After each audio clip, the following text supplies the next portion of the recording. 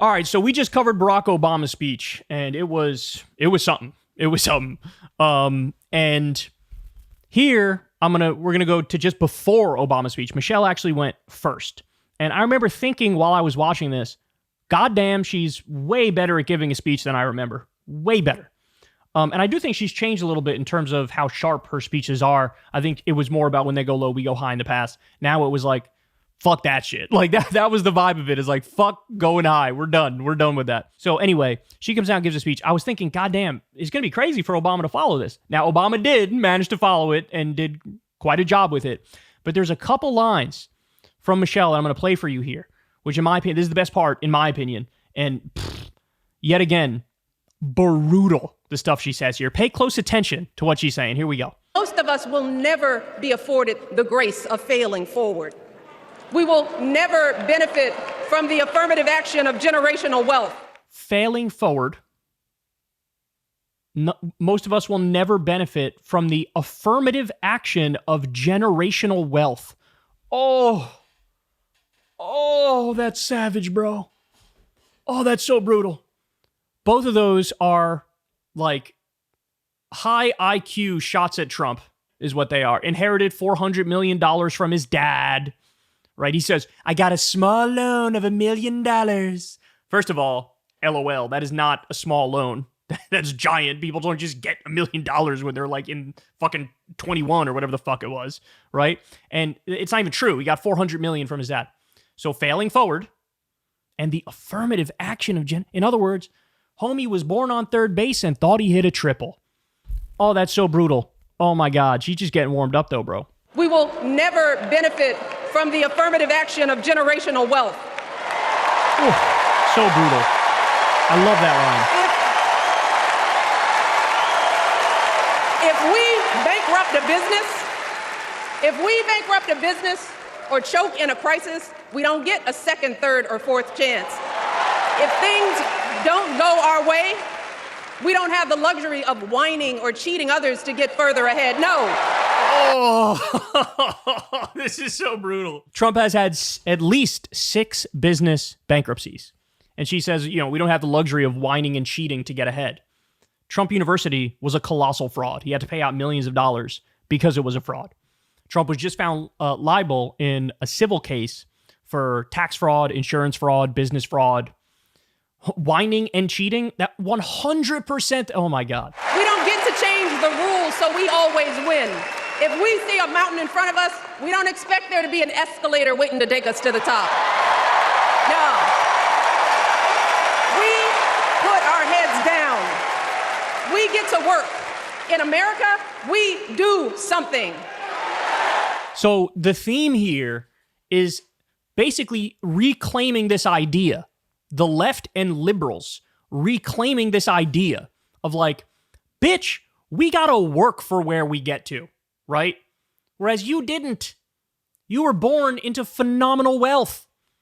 Your whole career was a fraud. I mean, the first thing you actually made it was playing a reality TV star boss man billionaire as your first like actual success. Everything else went fucking bankrupt. And like, you've always had a large net to fall back on. Us regular people don't have that. We gotta fight, man. We gotta claw our way through. And it totally flips that conservative Republican narrative of like, the left are lazy parasites and moochers, and the right are hardworking Americans who pull themselves up by their bootstraps. She's saying Trump is the ultimate like entitled, spoiled brat, and us here on the left and liberals, we gotta work for every fucking thing we have, bro. We don't have the same luxuries your punk ass had. Oh, I love it. But we still got more. Here we go. Ready? Who's going to tell him that the job he's currently seeking might just be one of those black jobs?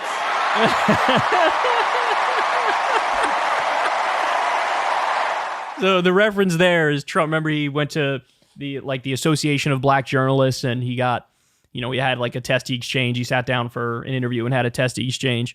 And he said something about, under Biden, we're losing black jobs. I'm going to bring back black jobs.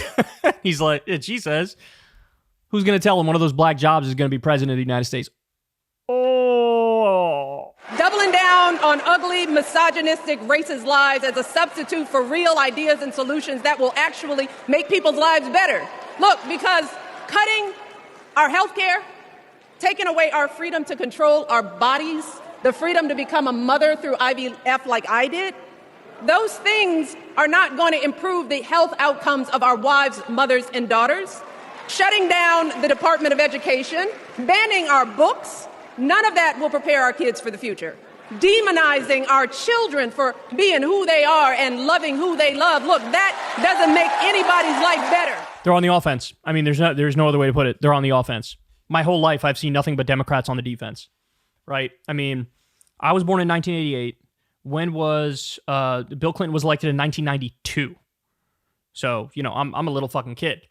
Bill Clinton's whole thing was, I'm a new Democrat. I triangulate. I'll make sure I'm not right wing. I'm not left wing. I'm above the fray. I'm in the center. That was like a mix of RFK's voice and Bill Clinton's voice. All right, look here, fella. I'm not right wing. I'm not left wing. I'm in the center. Like, this was Bill Clinton's whole shtick, right? The new Democrats, and basically allowing this flow of corporate money into the Democrats. And then you had Obama, who was closer to Bill Clinton on the spectrum than to an FDR, for example, right? Biden was still stuck on this cult of bipartisanship and unity and always finding the middle ground, even though, to be fair, on economics, he was significantly better than both Bill Clinton and Obama in terms of being more populist on economics. But certainly the rhetoric, my whole life, has been Democrats on the defense. Democrats doing civility and decorum and taking the high road. Michelle Obama herself was the one who came up with, when they go low, we go high. Now she has changed that to, when they go low, we tell the truth. And the truth is dark, it's ugly, and it exposes Trump as being a massive fraud and a psychopath. And look, I'd be lying if I said I didn't love it.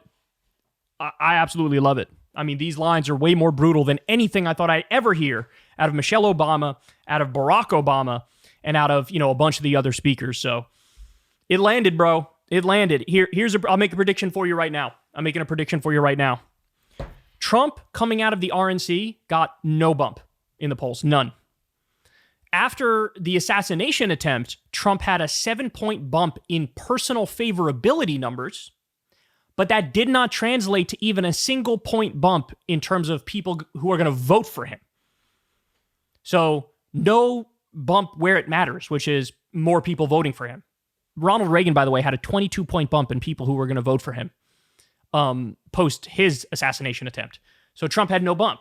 No bump out of the RNC, no bump after the shooting. He's maxed out, right? At whatever the number is, 45, 47, he's maxed out, right?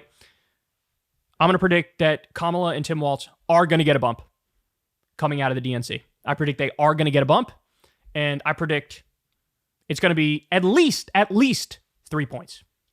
There's your prediction. And why do I say that? Because of absolutely brutal and savage and accurate speeches like this. Hey, y'all, do me a favor and like and subscribe. It helps out big time in the algorithm. Click the bell as well for notifications when videos drop, and watch that video on screen right now. You know you want to.